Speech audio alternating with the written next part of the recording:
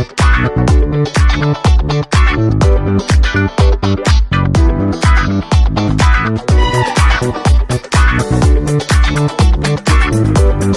ઠાકોર સમાજ લાઇબ્રેરીના હર ઘર સરકારી નોકરીના સૂત્રને સાર્થક કરતા સમાજના વિદ્યાર્થી યુવાનો. લાઇબ્રેરીના વિદ્યાર્થીઓ આર્મી ટ્રેનિંગ પૂર્ણ કરી માદરે વતન પરત ફરતા કર્મચારી મંડળ દ્વારા તેમનું સન્માન કરાયું.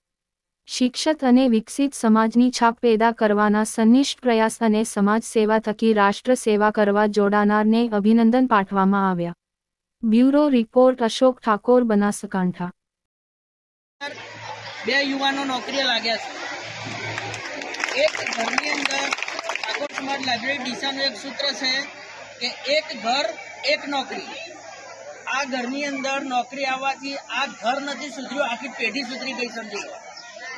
તો હવે આપણે શીખવાનું એ છે કે આપણા ઘરની અંદર જે આ નાના નાના બાળકો ભણી રહ્યા છે, આ બાળકોની અંદર એક એવું શિક્ષણ સાથે સંસ્કારનું સિંચન કરો કે જીગરે જે રીતના આજે એમના મા બાપનું નામ રોશન કર્યું છે અને સમાજની આટલા લોકોને ભેગા કરી અને આપણે જે સન્માન મેળવી રહ્યા છીએ એ એના એકલાનું સન્માન નહીં, આપણા સૌનું સન્માન અને આપણું ગૌરવ છે.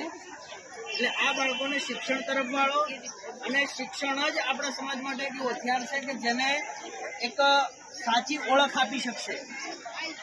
માત્ર શિક્ષણ એ પૈસો કમાવા માટેનું સાધન નથી, એક ગૌરવ અપાવવા માટેનું પણ સાધન છે. તો આજના આ પ્રસંગની અંદર આપ સૌ પધાર્યા છો એ બદલ સૌને ધન્યવાદ. સાથે આજે એક નેમ સાથે ઘેર જાજો બધા કે આજથી હું મારા બાળકને, જેમ આપણે દાખલા તરીકે માતાઓ બહેનો જેમ આપણે પશુપાલન મોટા ભાગે ઘરે વ્યવસાય હોય છે, પશુપાલનનું આપણે કેટલું ધ્યાન રાખીએ છીએ, પશુ તરસ્યું હોય, ભૂખ્યું હોય, બધું ધ્યાન રાખીએ છીએ, પણ આપણે બાળકને ક્યારે શિક્ષણ વિશે પૂછતા નથી. આપણા ગામની અંદર પ્રાથમિક શાળા હોય તો ત્યાં શિક્ષક સાથે આપણે સંપર્ક રાખતા નથી. એના પાછળનું કારણ હોય છે કે પછી મોટા થઈને યુવાનો ફરતા થઈ જાય છે. પરંતુ આજે શિક્ષણ મેળવ્યા પછી પણ બાળકો શું કરશે એના માટે પણ સતત ચિંતિત આ અમારી ટીમ છે, કર્મચારીઓની ટીમ છે, એ પણ હંમેશા જાગૃત રહે છે.